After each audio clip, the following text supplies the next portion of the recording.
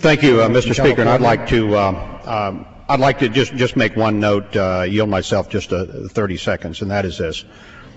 If we add the 21,500 troops that have been are already partly in Iraq, these reinforcements, to the 138 who existed before the movement started, and we allow for the troops who are rotating home, we will have fewer. We'll have 157,000 troops in Iraq, according to DOD. That is fewer than the number of troops that we had a year ago in December. That is the state of what this so-called surge. Fewer troops than we had last year. And Mr. Speaker, at this point, I would yield as much time as you may consume to the distinguished gentleman from New Jersey, Mr. Saxton, who for a number of years chaired the terrorism subcommittee and is now the ranking member on Ireland. The gentleman's time has expired, and the gentleman is recognized. Thank you, Mr. Speaker, and I want to thank the ranking member for yielding me this time. I rise in opposition to the resolution that will be voted on Friday, and my statement, as clearly as I can, says why. Mr. Speaker, I recently attended the funeral of an old friend who passed away after a wonderful, productive 90 years of life. His family and friends gathered at the church to celebrate his life and to remember his accomplishments. During World War II, he served as a member of the Army Air Corps. Near the end of the service, 2 Air Force sergeants unfolded and refolded an American flag, and then caringly presented it to my friend's widow, saying, quote, "On behalf of the President of the United States Air Force, and a grateful American people, I present this flag in honor of your husband's service to his country." Mr. Speaker, we survive as a nation today in large part because of the selfless service to our country by a great many Americans, just like my friend. Soldiers, sailors, airmen, Marines, members of the Coast Guard, and members of the Foreign Service organizations have been supported by the American people and by American resources and funding. Because we are once again involved in a war which threatens our country, we find American military personnel are again deployed to many parts of the world. Last week, Chairman of the Joint Chiefs of Staff, Peter Pace, listed the long list of countries where our forces are deployed and are present to help protect us as part of the global war on terror. Earlier tonight, I read from that list. There are 70 countries where Americans serve abroad in support of the global war on terror. We don't send them there because we want to send them off to some far off part of the world for no good reason. There are threats there. Threats like Al-Qaeda, threats like Hezbollah, threats like the Quad groups that are funded by Iran. This is a unique and historic struggle for a number of reasons. Chief among them is that our enemies are both state and non-state actors. They are lethal and deadly. Fortunately, the great citizens of this country have responded. Americans have volunteered in large numbers to work, defend, and fight to protect our way of life. Yet today, some among us would question whether we're on the right track. And I think they are on the wrong track. As many of my colleagues on both sides of the aisle know, I have devoted much of my career in Congress to studying and understanding this enemy. I must say that I believe I have developed some understanding of them, and so I would like to take a few minutes here tonight to share some thoughts and some facts about them. You simply cannot discuss or understand our situation in Iraq without first addressing some of the fundamental and important questions about the enemy. Who is he, or who are they? How do they work to achieve their goals on the battlefield?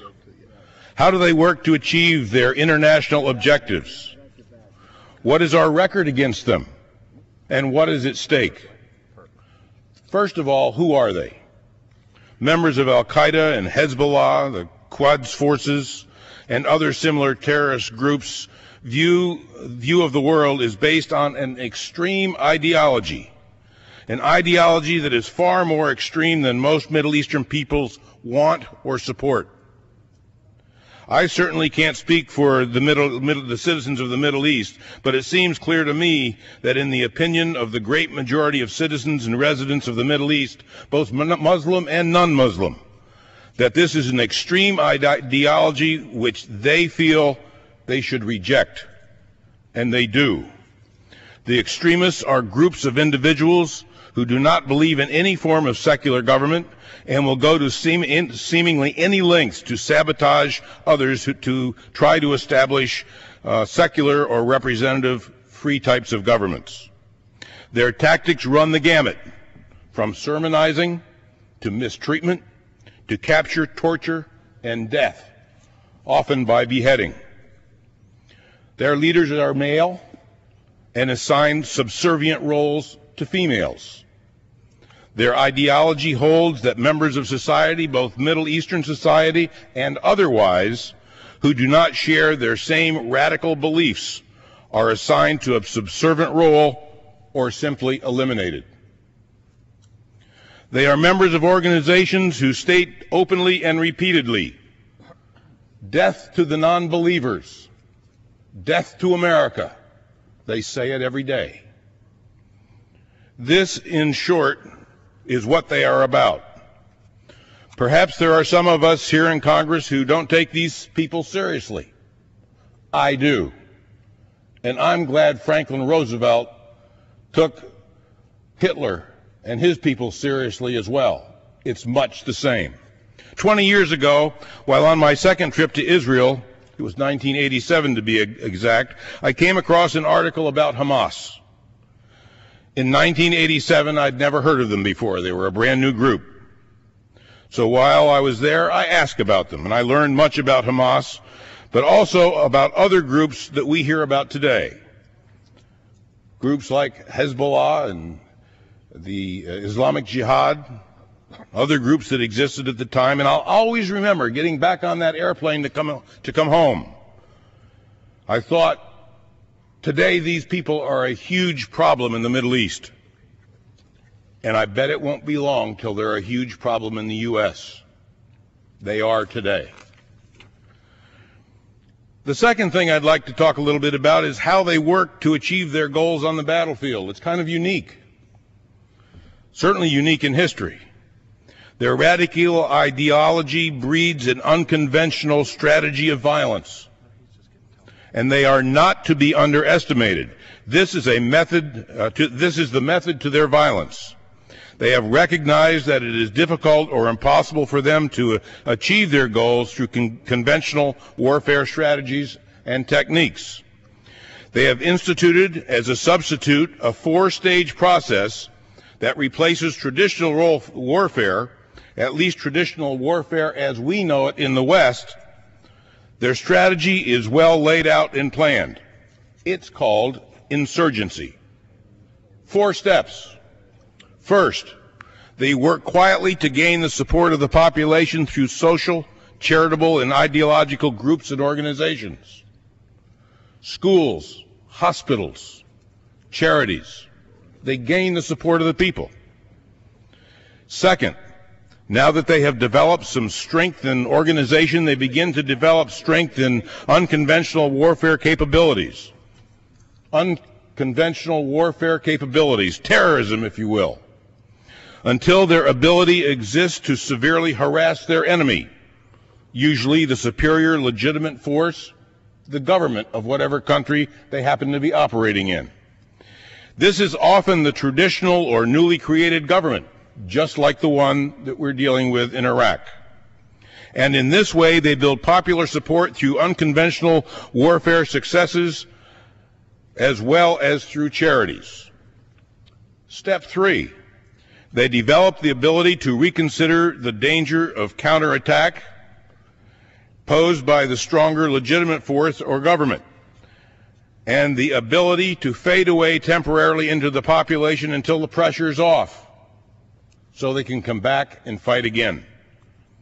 All the time getting stronger, all the time carrying out their work through the charities and the schools and the hospitals and the terrorist acts against their enemy.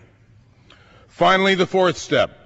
They develop it over time, the conventional capabilities that are necessary to be used against the stronger traditional force, with the objective of defeating the legitimate government. If that sounds familiar, it should, because it's exactly what's happening in Iraq. This is the traditional four-step insurgency process first used in China by Mao in the 1920s.